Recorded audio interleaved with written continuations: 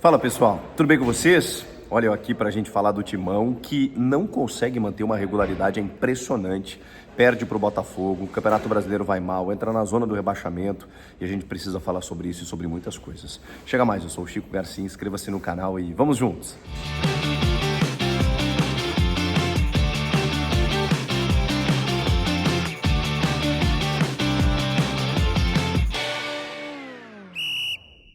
Antes uma explicação, né, gente? Tô aqui improvisado, não é a melhor qualidade de áudio e vídeo, mas é para manter você bem informado. Acompanhei esse retorno do Campeonato Brasileiro do jeito que eu pude, tô em viagem com a família, tô de férias. A frequência do canal talvez diminua um pouquinho, né, nesses dias, mas fiquem tranquilos. Na medida do possível, vou abastecendo, vou atualizando, vou acompanhando do jeito que posso, né? Chega nessa hora da noite, madrugada, as crianças foram dormir, a gente curtiu o dia.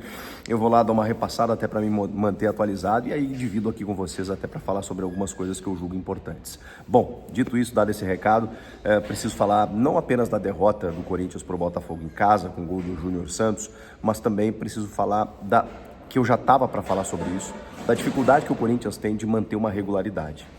Faz alguns bons jogos e a coisa não acontece na sequência. É o grande problema do Corinthians, do Antônio Oliveira. Eu não vou mudar aqui o que eu falei sobre o Antônio, sobre o que eu entendo que o Corinthians precisa de um técnico de processos, que a reformulação ela tem reflexos, você sente ela, é perceptível, porque o Corinthians mudou 12, 13 jogadores. Gente, saiu o Cássio, saiu agora o Paulinho, saiu muita gente grande, e isso sem contar no ano passado, no final do ano passado. E chegaram novos jogadores, alguns muito bons, outros com dificuldade de adaptação, outros que estão se formando líderes do clube, mas que não têm uma experiência de Corinthians, então demora tempo, não só do clube, da cidade, da pressão que é vestir essa camisa, e também de você precisar ter que dar resultado, porque eles têm uma fatura do cartão de crédito que não é deles. Estou fazendo uma analogia aqui, que vem de anos anteriores. O último título que o Corinthians tem é 2019, um paulista. Então, toda essa sequência, com um bastidor político fervendo, com grandes complicações nos bastidores, gera uma necessidade, uma pressão muito maior para quem está dentro de campo. E a coisa não está acontecendo, isso é fato.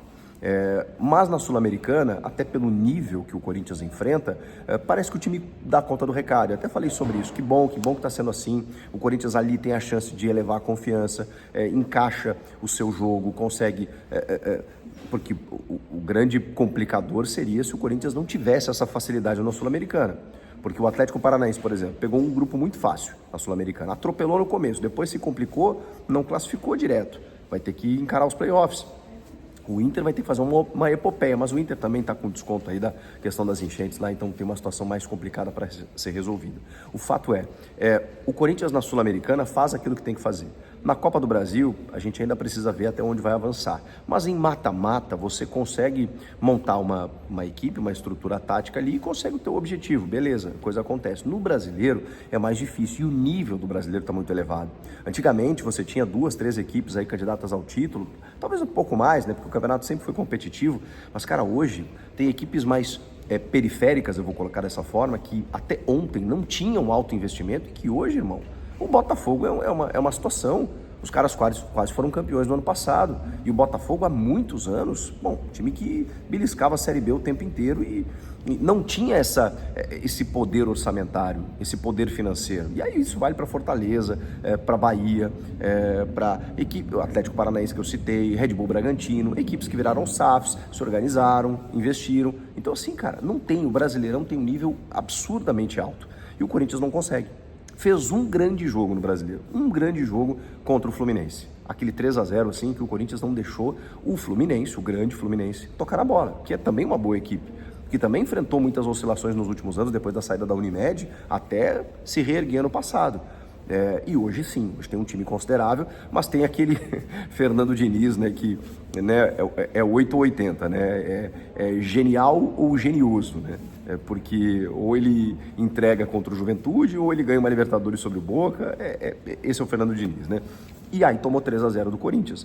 O Corinthians jogou bem também contra o Fortaleza, o Antônio falou sobre isso esses dias, eu concordo, foi um grande jogo, o João Ricardo estava numa estrela iluminada aquele dia, e o jogo terminou 0-0. E são 2 empates, além desse, o empate com o Galo na estreia, que eu até cansei de falar aqui que, cara, tudo bem, o Galo vai disputar o título, O Corinthians ficou com um a mais no segundo tempo, mas não conseguiu fazer um gol no Galo. Tudo bem, beleza.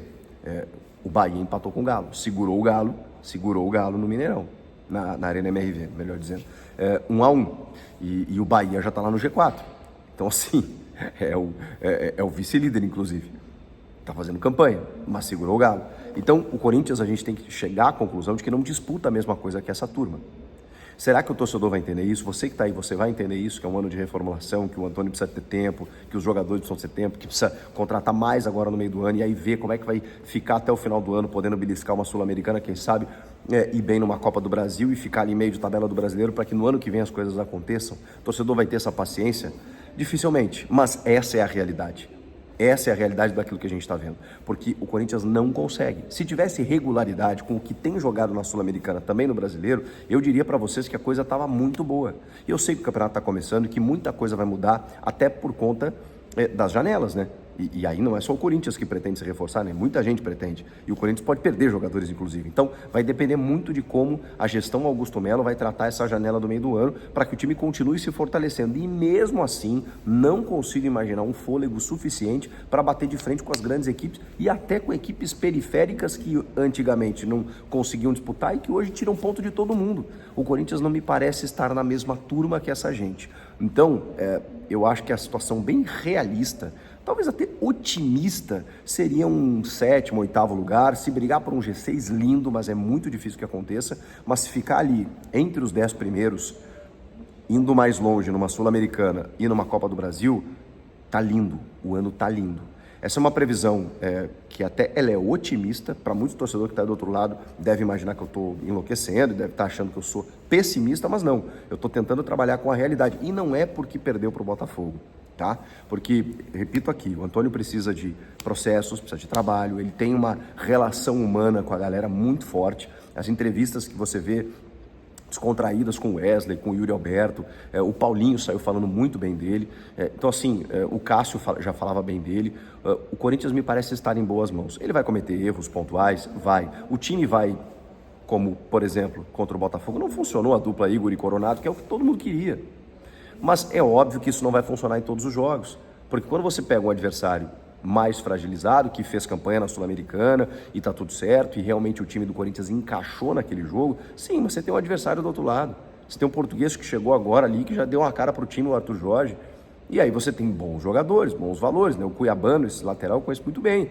Cara, ele espeta pelo lado esquerdo, apoia e fez um cruzamento maravilhoso. Numa falha, numa linha de marcação errada do Corinthians, né? O Júnior Santos chegou na frente do Carlos Miguel. Então, você tem um adversário do outro lado que estuda, trabalha e conseguiu superar o Corinthians mesmo dentro do seu estádio. Eu não acho que o Corinthians tenha feito um mau jogo, mas realmente faltaram algumas coisas. Alguns jogadores individualmente não foram bem, as coisas não funcionaram como não tem funcionado em casa no Brasileiro, né? E isso é preocupante. E o resultado disso é um Corinthians numa zona de rebaixamento. E mesmo sabendo que o campeonato ainda está no começo, que tem muita coisa pela frente, nunca é legal quando você, antes da 11ª rodada, você já começa a se atrapalhar nessa pontuação. Não dá.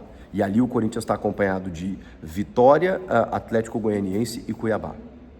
Vitória, Atlético Goianiense e Cuiabá. 3 times que são candidatos a disputar a Série B no ano que vem. São times que têm oscilado muito, que não têm tanta estrutura e tanto poderio financeiro, que se você olhar os elencos, realmente eles têm dificuldades.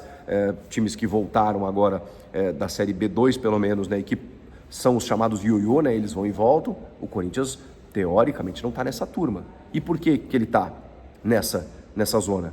Porque tem 5 pontos em 7 jogos, tem só uma vitória, só venceu um dos 7 jogos. Não dá, gente, não dá. E muitos jogos em casa, não dá. Realmente a barba ficou de molho, o sinal cresceu, o sinal de alerta, e o Corinthians vai ter que, eu sei que vai tá legal a Sul-Americana, vai ter que avançar, vai poder ser campeão e comemorar um título no ano, e tá certo, tá, e tem que comemorar muito, muito, se ganhar a Sul-Americana, olha, tem que dar volta olímpica, celebrar, porque ganha uma vaga na Libertadores do ano que vem, e bota uma taça no armário que o clube não tem, e faz o torcedor comemorar, e tá tudo certo, tá tudo lindo, é um título continental. E ainda joga a Recopa, ou seja, você ganha dinheiro, você joga mais 2 competições, cara, é lindo, tá? Ganhar a Sul-Americana é lindo, na realidade que tá o Corinthians é maravilhoso, mas não pode descuidar do brasileiro. E eu acho que não só esse jogo contra o Botafogo, os últimos jogos vem dando esse sinal de alerta para o Corinthians. Não descuida do brasileiro, pontua no brasileiro, especialmente em casa, porque não dá para dar chance para o azar. Tem muito campeonato pela frente, mas preocupa sim, porque essa reformulação, ela traz impacto e ela tem reflexos. E muitas vezes eles demoram para você ter o resultado. E aí, vocês acham que eu estou preocupado excessivamente ou realmente temos motivos para nos preocupar? Comentem aqui, inscreva-se no canal, não reparem as férias, estou descansando um pouquinho, mas eu prometo vir aqui e conversar com vocês vez ou outra, tá bom? Até a próxima. Tchau!